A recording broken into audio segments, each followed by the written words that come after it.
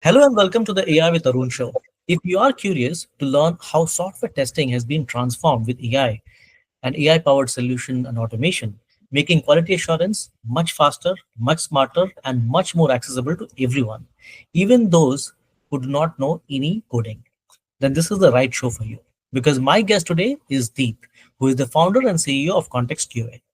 ContextQA is a no-code AI-powered test automation platform that aims to simplify and accelerate software testing for enterprises. So, Deep, a very warm welcome to our show. Yeah, thank you very much, Arun, for having me on your show.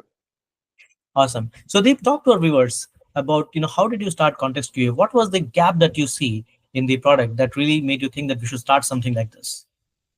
Yeah, this was a very exciting time. So I was like leading engineering teams and managing DevOps.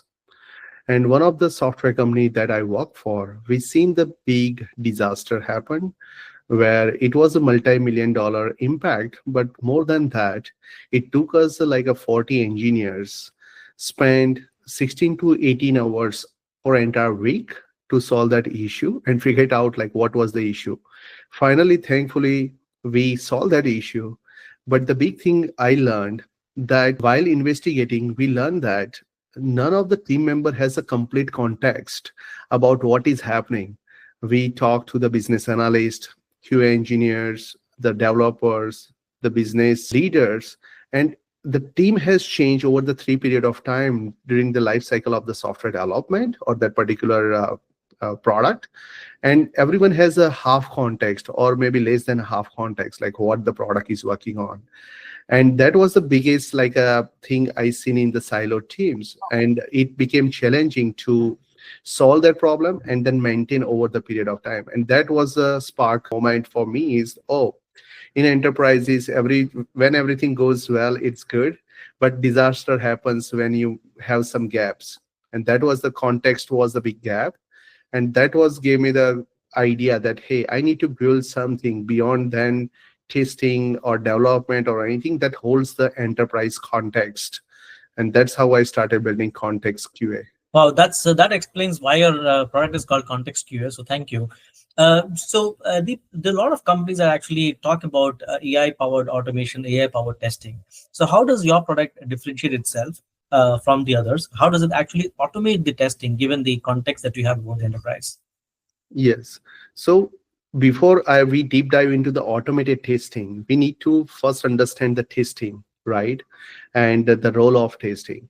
So testing means not only test the happy path, but the find the edge cases, negative test cases, and understand the business domain, the product domain, and many more like user personas, that who is your target audience, and many more things. First, you need to understand that. Now, entire world took in last 20 years automated testing in a wrong way. They just mean that automate something and magically it will solve all the problem. But that's not the right thing. Again, I would highlight the context is missing in the automated testing. Why? Because there is a requirement context, right? What business analyst is trying to deliver or the product context. There is a real users context, right? How real users are using your application. There is a developer's context, like how developer understood and built that applications and all the business logics. There is a domain specific, like retail versus fintech. There is a compliance context. And there is a like a testing context where you test against the boundary values, those edge cases, those different combination. Now, when normally like tester took as an automation, they just say do something what tester is doing today. But even tester is not doing things right because they are only taking requirement as a source of information. And you and me all know that how people are writing the requirements, like in an entire product, like a one line requirement, one line of acceptance criteria, and then everything else goes as a guesswork.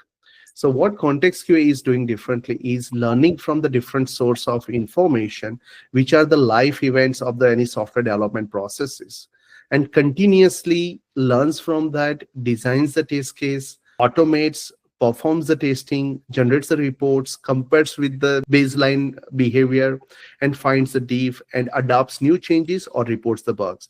And that is a continuous process which is not happening.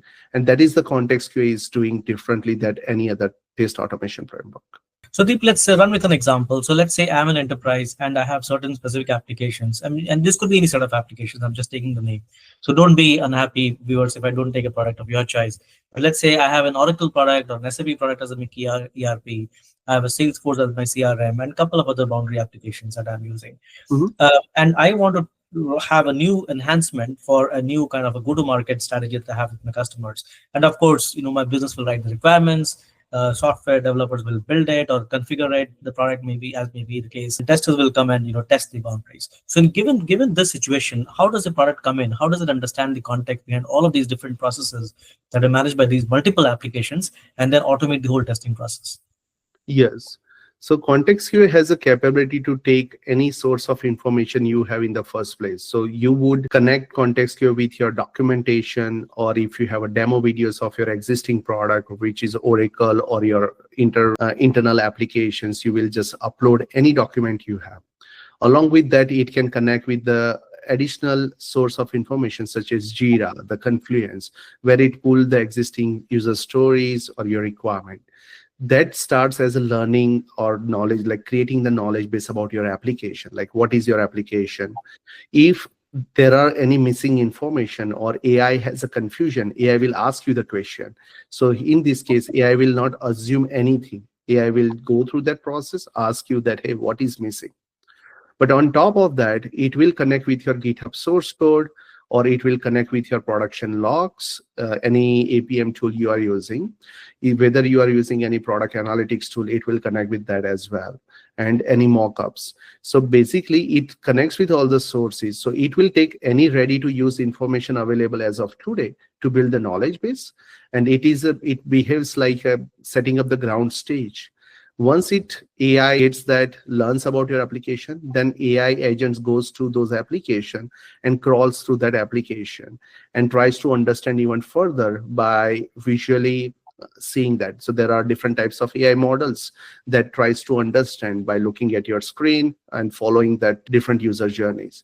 And as they learn more, they will go and crawl other pages as well, and that's how it builds the knowledge. But at the same time, there are any new development going on, like new feature is being added, then any new requirement comes up, it looks at your current knowledge base and sees, is this feature already exists, do we have a coverage for that or not? If not, then add it. If it is there, then what are the impactful tests to run it? And then constantly multi-agent systems talk to each other like human talks to, do we have a coverage, is it a duplicate, should we have a negative and positive test case, what could be the boundary values? And based on that, it continuously builds those test cases for you and automates and provides you the report. So this is how it works. So it sets the baseline first and then continuously evolves through the different source of information and then increases the coverage for you. But and Deep, does it matter whether my applications are on-prem or on the cloud? Does it matter, or are there any limitations in your product? For example, it can only work with Java, or let's say React, or custom package software. Yes, yes. So there are limitations in two terms, right? So the first one is there are package applications where we do not have access to source code, first of all, right? Some of the ERPs, which are just ready to use tools like a Salesforce as a platform itself, you would not have a source code unless you have building your own components or building dynamically. So similar to that, we might not have the direct access to their production logs, or we might not have access to their product analytics logs. So yes, there are limitations on that angle, that how much that product allows us to connect to those source of information. And there are compliance heavy companies also, they say no, you cannot access our code base. So that is a limitations we have, that it depends on the customer how aggressively they want to go towards the coverage.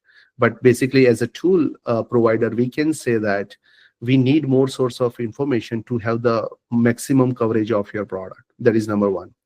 On the second term, about the deployment or using on-prem versus cloud, then yes, ContextQA supports both of those options, where enterprises or compliance heavy companies can deploy entire stack on their private cloud, which is AWS, Azure, or GCP, or their bare metal environments itself. So yeah, there is no restriction on how you can run ContextQA. Understood. So, Deep, as I understand, if I have custom applications that I have built using any language, my own developers have built it, the source code is in my own systems and my own premise, then it's very easy for context QA to come understand the context and any further development enhancement that happen. Your product can go and QA everything. Yes. But explain to our viewers about how would it work when you have packaged applications where you don't have access to the code, to the source code. Let's say a Workday or a Salesforce or any of the ERPs. Yeah. So the good part of those package application is they have a good documentation, and it is a predictable structure of those applications, the component, the navigation. So one verse is one way, like you do not have the exact source code, but you do not have to need most of the all the time, where you have a good use cases and there is a good libraries of components already built. So ContextQA has a capability that, like for example, Salesforce, by default, it comes with those marketing cloud, sales cloud, these different themes, classic versus lightning, and many more stuff, where ContextQA is trained on those frameworks itself. So ContextQA doesn't need the source code or the documentation for that, where our platform automatically understands that. So that is the advantage, where we don't see as a restriction over there because of good documentation available, and context QA's models are trained with screens of Salesforce and Workday of the world. Got it. So for my viewers, irrespective of whether you're using custom applications or you're using packaged applications, here's a tool that will actually work in all the situations and help you automate a lot of your QA. Yes. Got it. Okay. All right. So let's moving on. Deep, we have talked about earlier, and the product that you have is a low code, no code platform. So explain to our viewers, some of them may not be familiar with what this low code, no code platform actually means, number one. And two, why do you see that your platform is a low code, no code platform? Yes. So the first thing is we prefer to say ContextQA is a completely no-code platform for a reason, right? Because now the definition of tester has been changed. And now business analyst can be tester, a product manager can be tester, developer can be tester, or anyone. Because now we are not using the word as a developer also, because everyone is a builder. And when people are building the application using writing plain English, then testing must be done the same way. And we call it no code or completely agentic way of testing, where people are writing in plain English what they want to test it out and what is the outcome they want to do it. For example, you want to test a workflow in a retail website or enterprise application that, hey, go to the Salesforce platform, log in and generate a lead with this basic information. You do not have to write step-by-step instruction or do the record and play. You just write in plain English and AI agent will understand and perform all the actions. And on the other side, we provide additional capability to the customer as a low code or even custom code they can write, because we are talking about the enterprise solution. We are not talking about the just simple application, just go to the airlines and book a ticket kind of simple use cases. We are talking about the 500 steps, 300 steps, very complex banking applications, banking flows, or retail flows, where systems are integrated with each other, where it would have API as a part of that processes, or there is a wait time in between, there is a cron job needs to be triggered. And we are talking about the complex workflows where system 1 is triggering the flow, ends up into the system 5, and there is a 3 systems in between doing different types of things. So that's where we allow customers to add their custom code in between, so they are not blocked and they do not have to wait for us to build that kind of solution, custom solution, where they can add their custom JavaScript or Java code based on their preferred framework, and they can execute those code. Because we see enterprise applications are complex. Giving you the example over here, that customer wants to have that one user workflow, but they want to make sure data is not duplicate. And to do that, they want to add a timestamp as a prefix or suffix of the data that they are generating. Now, to do that, right, they can add their custom code on top of it, or they can ask AI to do it for them. Or they want to parse certain data on the fly by calling the API in between. So in these cases, this kind of capabilities comes very handy, where customers are not stuck. Even they are like 2 to 5% of the scenarios out of entire application, but those are the crucial scenarios that we want to unlock any of our customers. Got it. And Deep, a follow-up question on that. So if there are specific nuances that an enterprise customer might have. So for example, I could be, if I'm a software company, I could have specific licensing programs. I could be calling them a specific name, or let's say, RNWL, right? It may not mean anything to the outside world, but in my company, everybody knows that RNWL stands for renewal. So are those the kind of context that your platform would understand to deploy? Yes. Yes, so this is a very good question that you ask, right? And this is seen in many scenarios also, that Gen AI is not sufficient in this case, right? Where because they are trained with general use cases, but this is a like platform specific, and that's where, like in my previous explanation, I mentioned business context or domain context is very important, and each domain is different. So ContextQA has a capability that you can provide additional information such as your specific terminology that you are using, or look and feel, or your UX guideline or compliance requirement as an additional knowledge base, so that when AI is performing the action, it will keep all this knowledge in mind. And it is very crucial because, like giving you the example of one of the retail customer we are serving right now, their application's way of saying this product is not available on website is completely different than the any other customer. By default, you would not know by looking at the screen, but when you mouse over, then only you will come to know that, okay, they mean by this product is not available. Now it is totally different than the Walmart's website or Amazon's website, but this is their website and this is the use case. Now we need to support that, and this kind of additional knowledge base comes very handy, that user can run it with additional knowledge base or keep that as a context while they are performing the automated test, so that dynamically AI handles those situations for them. Wonderful, wonderful. Deep, your products are your platform is known for self-healing capabilities and root cause analysis. So Mhm. explain to our viewers of how that actually works in the platform.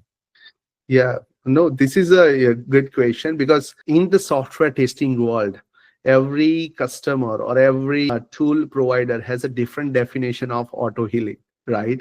Some are like using retry mechanisms as a auto healing, or some are saying that using the Selenium's another library like Helium as a auto healing, and they say yes as a victory, that auto healing. But for us, auto healing comes very responsible way, right? Because the software testing is known or should known for its consistency and reliability. It's not just I auto heal with something or I just tried, but I need to define that, is it a bug or is it just a functionality change? And then I need to set a threshold also, like it is a visual change, or how big is this problem is, right? And that context is very, very important. So for example, like login button change to the sign in button could be auto healed, but at the same time, if the your acceptance criteria is the button name must be the login, then it shouldn't be auto healed, and it is a failed test case. And even it is auto healed, but you shouldn't ignore it, because you need to tell to your product team, or you need to get a validation from your product team that, hey, this has been changed, so do you approve this or not, right? So there are many layers goes into it. So context QA have an algorithm that learns from the 7 different sources. So we call it like context queue has a metadata, right, for each of the actions you perform. And we call it the intent of the user. So as a user, your intent is to go and log into the system or perform certain actions. If your intent is not being changed through the functionality and you are able to achieve the same goal, then AI should help you in auto healing those test cases. But at the same time, AI should make sure that it's not doing the false positives, it's not hallucinating, and at the same time it can provide you the evidences of the auto heal, and it can also differentiates between it is a visual regression or not, is it a bug or not. So this is the main thing that context QA takes care of it. And for that, context QA has a multi-modal system, so it understands the intent, it has a vision model, so it understands the look and feel of the application, and it has a access to the code, and it has a model to perform those actions to understand like it is the right action or not. So based on all these combinations, ContextQA's AI is able to auto heal all these scenarios. So that is number one. The second part very close to my heart from this example that I gave about the root cause analysis. And this is very, very important in any software development lifecycle. So traditionally, what we have seen is when there was a bug in the application and testers were reporting the bugs, they were like, hey, there is a bug. And that stops there by just creating the ticket and the steps, not having the enough evidences attached to it, not having the right context that why is the bug in the first place, and not enough information such as console log, network logs, and what could have been better, what was the previous state that wasn't being provided, right? And that is, as a developer, it was the biggest problem that I have seen, that every time the problem happened, the tester says, let's jump on a call, and it takes 30 minutes for them to explain this bug, and they are not able to convey the right message because they are not aware of the technology behind it.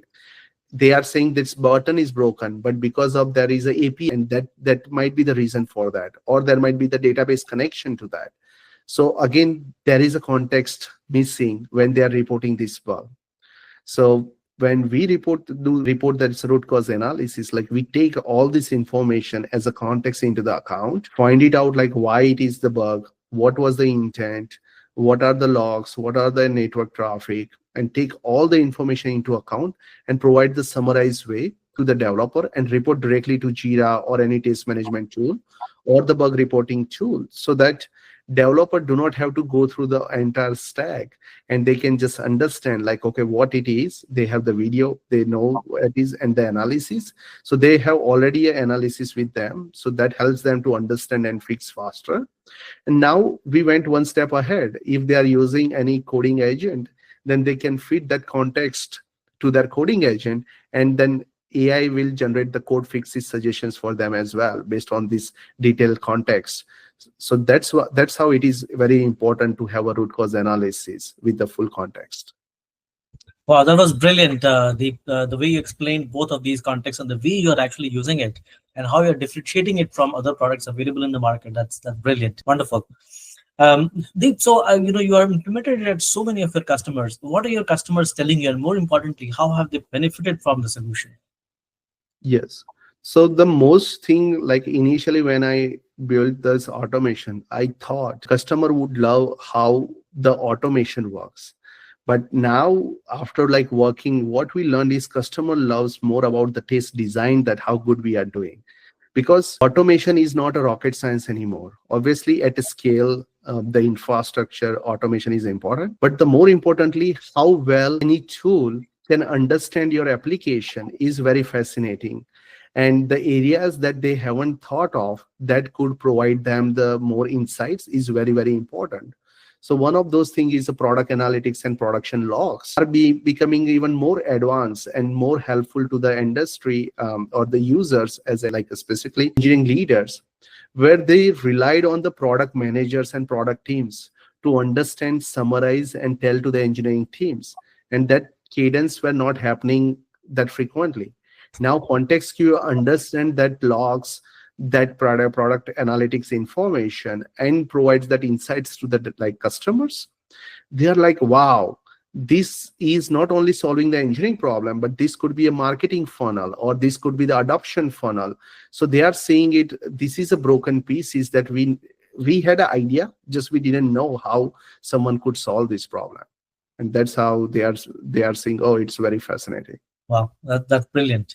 And I would certainly request many other customers who are watching this to try our platform and take advantage of the benefits that your platform offers. So let's talk about the future. How do you see the software testing market and the AI that's being used today? How do you see that whole market evolve in the next couple of years? I know a long time in the world of AI, because every day things are changing. No. Thanks for asking this question. So it is becoming very crowded market, I would say, right? Which is a good sign too, because it's a multi-billion-dollar opportunity and everyone wants to have their pie or their own piece of the market, which is great. And that's a good sign also that people are seeing that this is a big problem. The another thing what I'm seeing here is, before 2 years, people were denying that we don't need a tool. Last year, even investors and other engineering leaders are saying that, hey, we don't need a tool, or there is no need of QA. And now we are seeing that everyone needs a QA. So we are seeing like a great change with the AI. And now you see that people are complaining every other day, like they are using Cursor and Copilot, and then Replit wiped down their database, and Cursor broke their entire application. Even you see, none of this coding tool doesn't have the like testing as a button in their application. They have a code development and just deployment. They don't have testing as a button.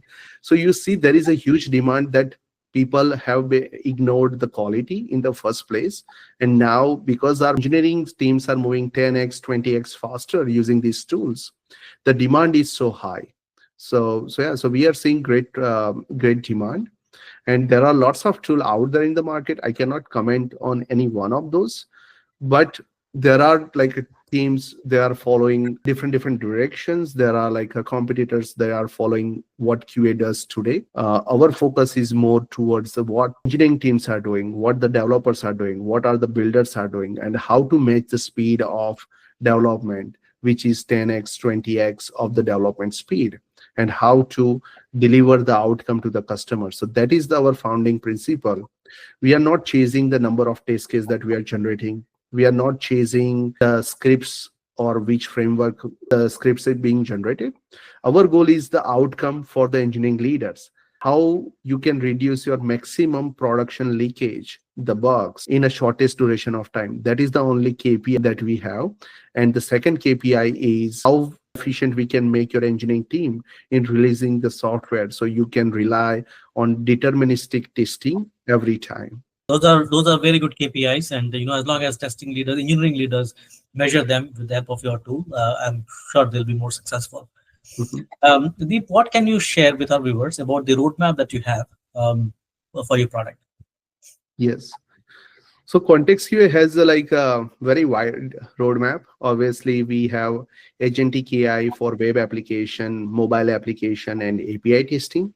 Recently, we have in a private beta the vibe testing tool, which will be out very soon, so that people at the Replit, Cursor, and Copilot can use it.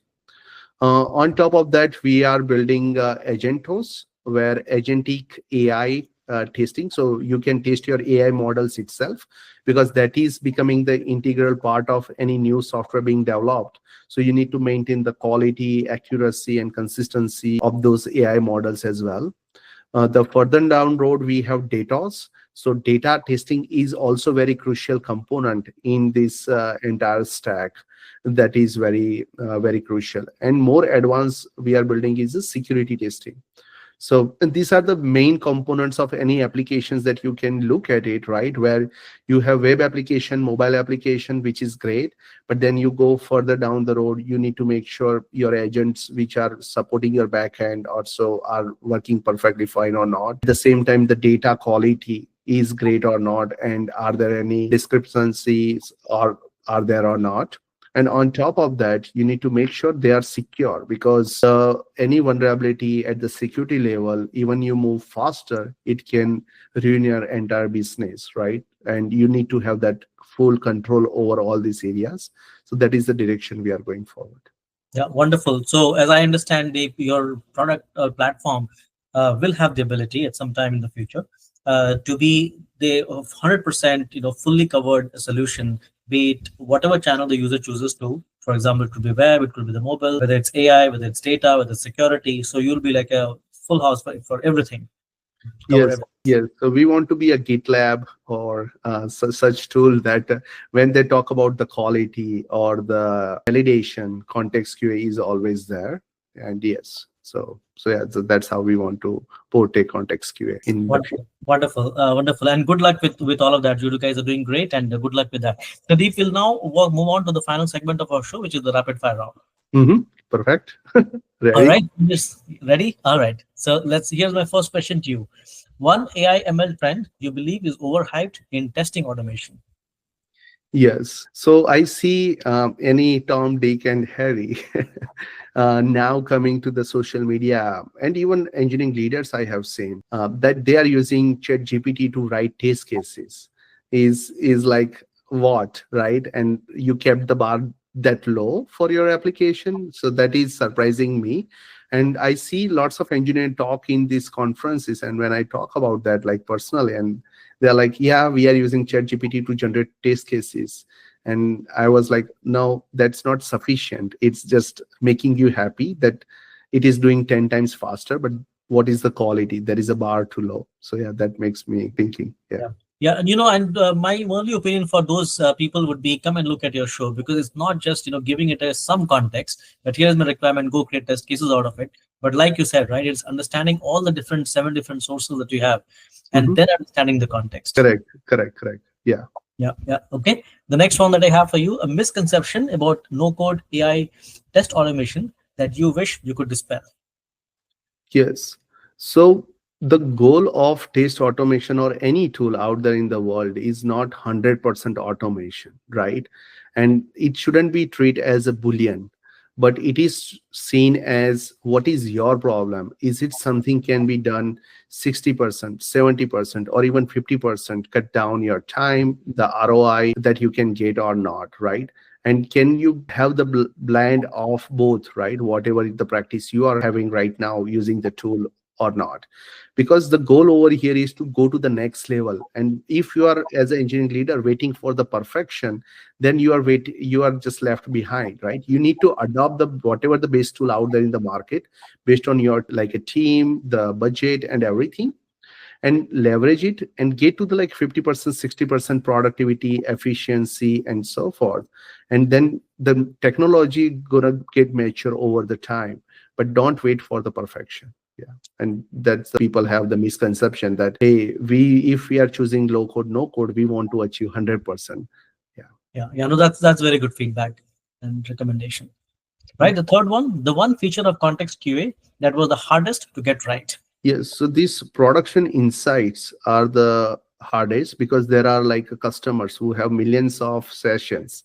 There are the retail customers, right? There are like lots of data, and using that data to understand the data, to create the insights from there, prioritize those things so that customer focuses on the right thing is very, very crucial for us. And that's we cracked it, and that gives us advantage over everything else. Okay, wonderful. The fourth one, what is the favorite unexpected use case someone brought to Context QA? It could be a customer, or it could be any of your people on your team. Yeah, so one of the use case was like the session continuation, which they wanted to automate, right? Where they did half of the workflow through web, and then they want to open up the mobile application, and then they want to continue in the mobile, and then still keep half there, and then go back to the web to finish the payment. And it's normal in those banking applications where you have some transaction you started, or some banking application you do, or home mortgage application you do, and at the same time you need to automate across different devices. So it's not about the running the same scenario across different devices. It is the one scenario touches the different devices and maintaining the same session, which is very crucial, and that's what we automated for one of our customer. Yeah. Oh wow, that seems very interesting. Yes. Yeah, because from a user experience standpoint, right? If I, as a user, could certainly want to move across different devices or whatever. Yeah. my using. Yeah, yeah, awesome. All right, the fifth one and the last one, that if you could automate anything outside of software, what would it be? Oh, that's an interesting one. So yeah, I would love someone make a food and do the household all the work for me. So I'm waiting for Tesla's robot that does all these house activities. So I would automate all this work for me, definitely. So Yeah, like you, I'm also waiting for the day when we have all those humanoids or just robots, right? They yes, don't humanoid come and get the work done for the household. yes, definitely. Awesome. Thank you, Deep. That was the last part of the show, and really appreciate you spending the time with our audience. Yeah, thank you very much for this opportunity, and really enjoyed speaking with you. And yeah, thanks for this call. Yeah. Thank you, Deep.